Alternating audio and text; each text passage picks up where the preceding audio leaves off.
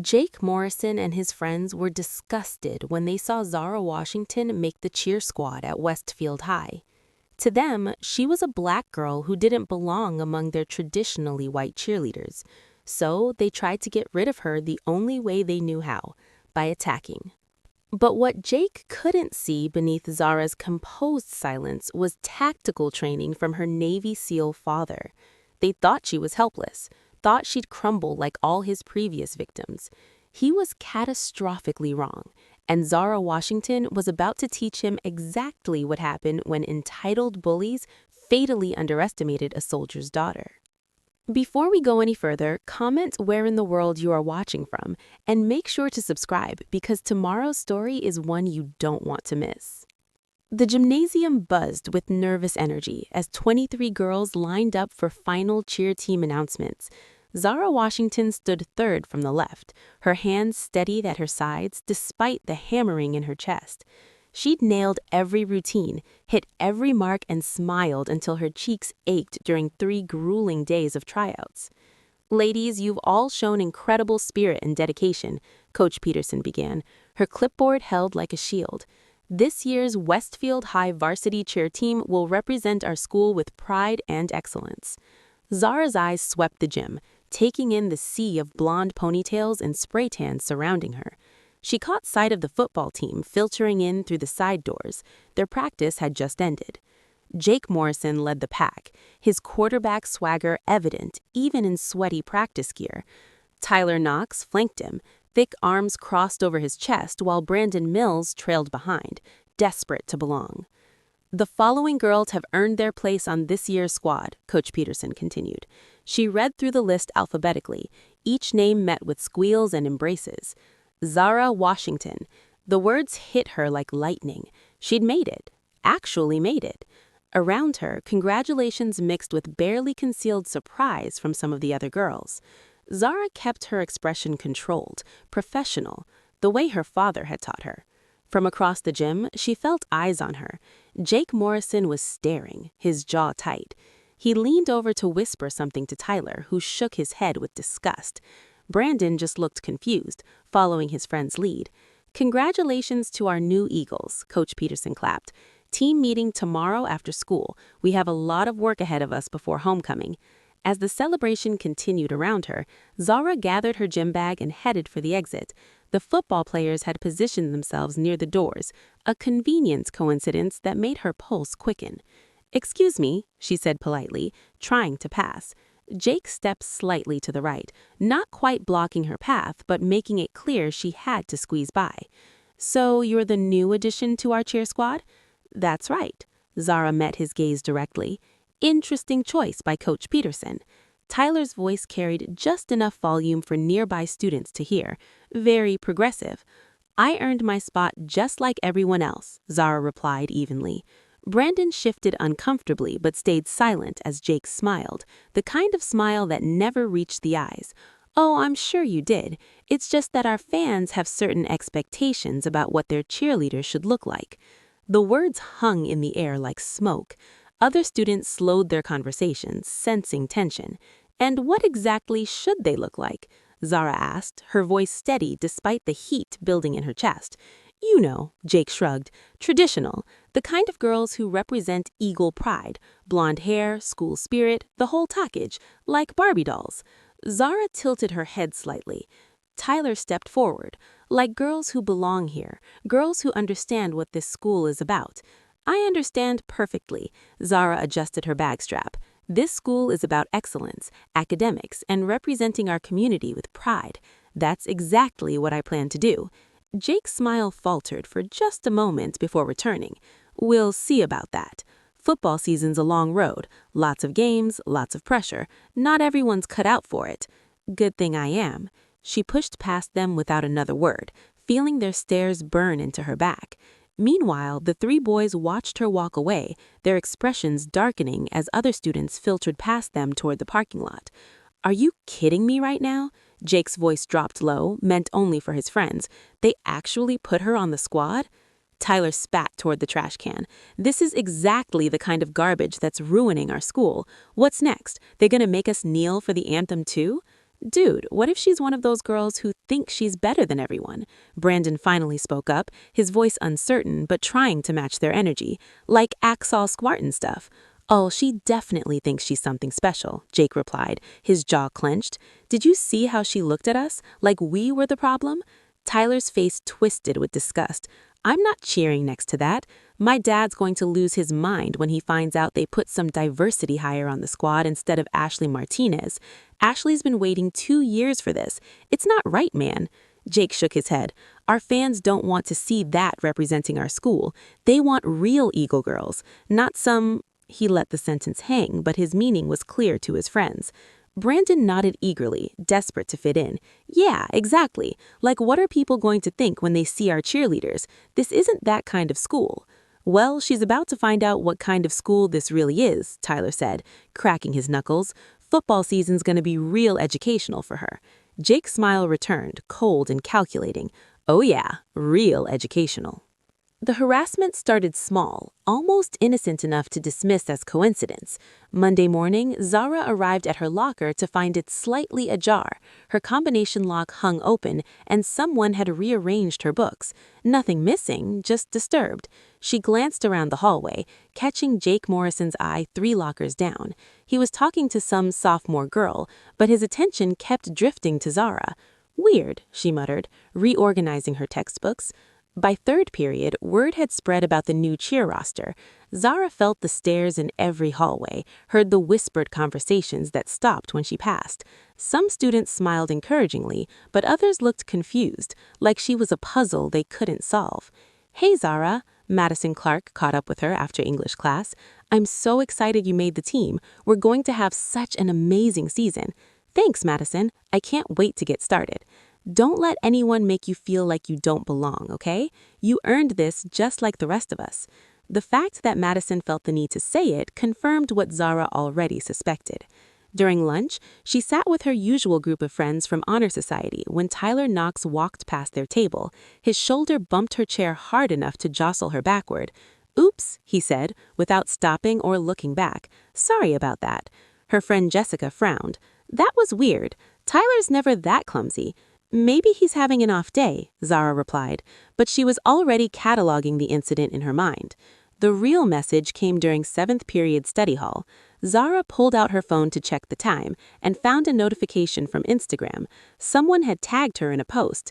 The image was a screenshot of the school's announcements about the new cheer team, with Zara's name circled in red. The caption read, "Guess Westfield's going woke now. R.I.P. Real Eagle Pride. Fran, not my cheerleader." The post had already garnered 37 likes and a handful of comments that made her stomach turn. Most were carefully worded to avoid outright slurs, but the message was crystal clear. Diversity hire much? She doesn't even look like she belongs here. There goes the neighborhood. Zara screenshotted everything before blocking the account, which belonged to someone named Eagle Pride 2024, obviously fake. Her hands were shaking slightly as she put her phone away. That afternoon at cheer practice, the tension was palpable. Coach Peterson ran them through basic routines, but Zara could feel the sideways glances from some of her teammates. Madison and a few others were genuinely welcoming, but others seemed to be waiting to see what would happen. All right, ladies, let's run through the homecoming routine one more time, Coach Peterson called.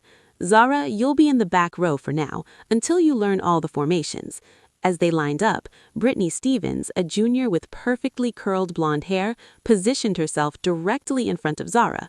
During the routine, she kept stepping backwards slightly, forcing Zara to adjust her spacing. Sorry, B would speak each time, still getting used to the new formation. By the end of practice, Zara had been stepped on twice and elbowed once during a turn sequence. All accidents, according to Britt's apologetic smile. Walking to her car afterward, Zara noticed the football team finishing their practice on the adjacent field. Jake Morrison was deep in conversation with Coach Reynolds, both of them glancing toward the parking lot where the cheerleaders were loading their gear. Her phone buzzed with a text from her father. "How was the first practice, Warrior?" "Fine," she typed back, then deleted it. "Good, learning the routines. Pick you up for dinner? Want to hear all about it. I'll drive myself home. See you there." That evening, sitting across from her at their kitchen table, Zara picked at her grilled chicken while Commander Washington studied her with the intense focus that had made him an effective military leader. "You're quiet tonight," he observed. "Just tired. New team, lots to learn." "Uh-huh." He set down his fork. "And how are your new teammates treating you?" Zara hesitated. Her father had taught her to be honest about her threats, but she also knew her protective instincts. "Most of them are fine. There's always an adjustment period." "What about the ones who aren't fine?" She looked up sharply. "What makes you think—" "Zara," his voice carried the patience of someone who'd interrogated enemy combatants, "I didn't raise you to lie to me, especially about your safety. What's happening?" She sighed, pulling out her phone to show him the post. His expression darkened as he read through the comments. "This is just the beginning," he said quietly. "Anonymous posts, accidents at practice, little territorial games. They're testing you, seeing how you'll respond. So what do I do?" "Document everything. Screenshots, Zara realized she was outnumbered and surrounded with dozens of cameras potentially recording her humiliation. "We'll see about that," she said quietly, then walked away. Behind her, she heard Jake's voice carry across the silent cafeteria. "Yeah, walk away. That's what you people do best." The phrase, "you people," echoed in her head for the rest of the day. Friday brought the incident that changed everything. It was game day, and the entire school buzzed with excitement for the homecoming matchup against their rivals.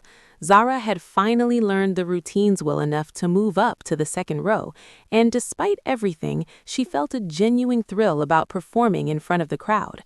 She was walking toward the gym for final preparations when she noticed the puddle. Recent rain had created a muddy depression right outside the entrance, about 3 feet wide and 6 inches deep. Most students walked around it without thinking. Zara was texting her father about pickup arrangements when she heard footsteps behind her. She looked up just as Jake Morrison grabbed her left arm. "Hey, new girl, got a message for you." Before she could react, Tyler Knox seized her right arm while Brandon Mills positioned himself to block the view from the parking lot. "What are you doing?" Zara demanded, trying to pull free. "Teaching you a lesson about knowing your place," Jake snarled. They shoved her backward toward the puddle. Zara tried to dig her heels in, but her sneakers couldn't find purchase on the wet concrete. "Stop it!" she yelled, loud enough that several students turned to look. "Oops," Tyler said as they gave her a final push. Zara hit the muddy water hard, her uniform skirt tearing on a piece of broken concrete hidden beneath the surface.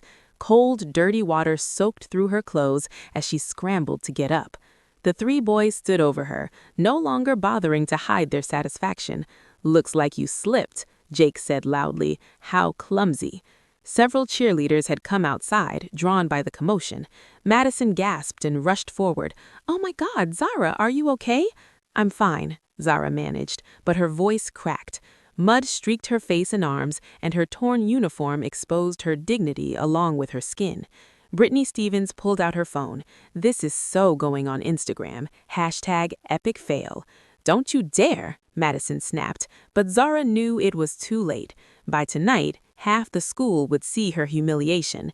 The football players were already walking away, high-fiving each other like they just scored a touchdown. "Nice uniform," Tyler called over his shoulder. "Really brings out your eyes," Jake laughed. "Maybe now you'll think twice about where you belong." Zara sat in the muddy water for another few seconds, not because she couldn't get up, but because she needed to memorize this moment. The feeling of cold mud seeping through her clothes, the sound of their laughter, the taste of humiliation in her mouth.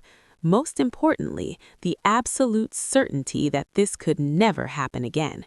Madison helped her to her feet, offering tissues and apologies, but Zara barely heard her. She was thinking about her father's voice. Sometimes you have to create your own justice when the system fails you. Tonight, she would tell him everything, and tomorrow, the real fight would begin. Zara sat in her car in the school parking lot for 20 minutes after the game, still wearing her muddy, torn uniform. The Eagles had won 28-14, and she could hear celebration echoes from the fieldhouse, but the victory felt hollow. She'd watched the entire game from the sidelines in a borrowed uniform that hung loose on her frame, a constant reminder of her humiliation.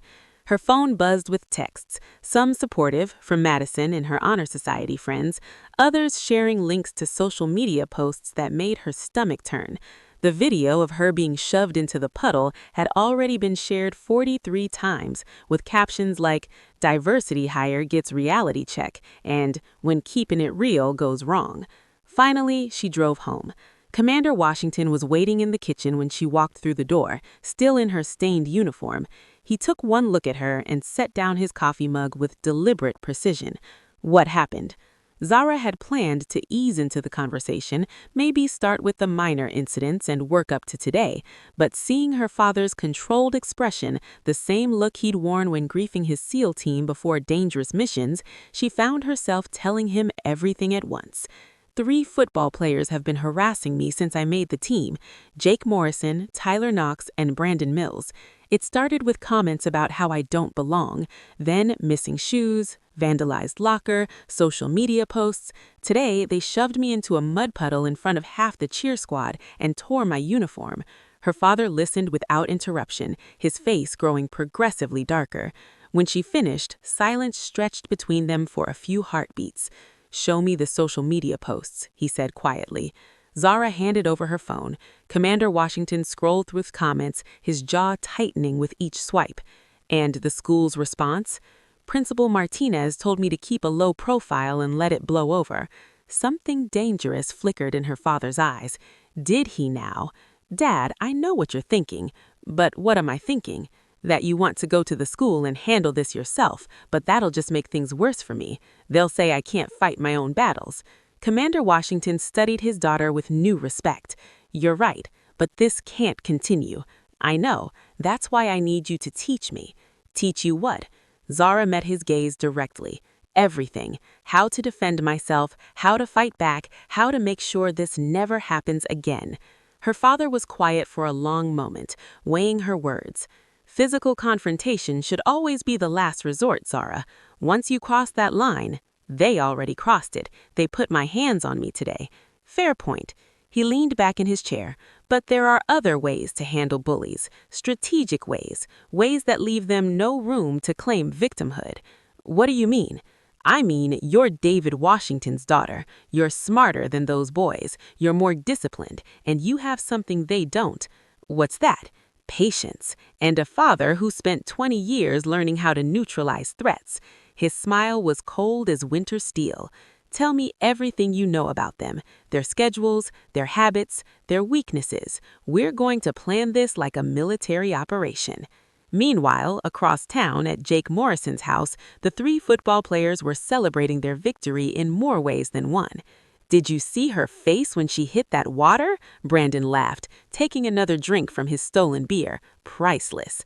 "The best part was watching her try to act tough afterward," Tyler added, like she wasn't completely humiliated. Jake sat back in his gaming chair, feeling satisfied. That should send the message. She doesn't belong here, and we're not going to pretend she does. "Think she'll quit the team?" Brandon asked hopefully. "Nah," Tyler shook his head. "Girls like her are stubborn. She'll probably double down, try to prove something." "Then we'll have to get more creative," Jake said. "Can't have her thinking she can just ignore us." "What if she tells someone, like her parents or whatever?" Brandon's voice carried a note of worry. Tyler snorted. "Tell them what? That she's clumsy and fell in a puddle? We didn't do anything wrong. Just 3 guys walking to practice who happened to be near when she tripped." "Exactly," Jake agreed. "And even if she tries to make something of it, who's going to believe her over us? My dad practically built the new gymnasium. Tyler's dad is on the school board. We're Eagles royalty. And she's—" he shrugged. "Not." Brandon nodded eagerly. "Plus, Coach Reynolds loves us. Principal Martinez isn't going to mess with the football program over some diversity cheerleader having an attitude problem." Speaking of which, Tyler pulled out his phone. "Check this out." He showed them a group text thread with several other football players and their girlfriends. The video of Zara's humiliation was making the rounds, with commentary that grew cruder with each share. "Tommy Williams said his girlfriend might quit the team if they don't do something about the problem," Tyler reported. "Apparently, some of the girls are getting uncomfortable." "Good. Let them be uncomfortable. Maybe they'll pressure Coach Peterson to make some roster changes." "What if that doesn't work?" Brandon asked. Jake's expression hardened. Then we escalate. Make her so miserable she has no choice but to transfer schools. How far are we talking? Tyler leaned forward, interested. As far as it takes. This is our school, our team, our traditions. I'm not letting some outsider ruin what we've built here. Back at the Washington house, father and daughter were deep in strategic planning. The key to any successful operation is intelligence gathering, Commander Washington explained. You need to know your targets better than they know themselves. What motivates them, what scares them, what would hurt them most. Jake Morrison is the leader, star quarterback, rich family. His dad owns Morrison Construction. They built half the buildings in town. Vulnerabilities? He's being recruited by several colleges. Football is everything to him. Good. What about the others?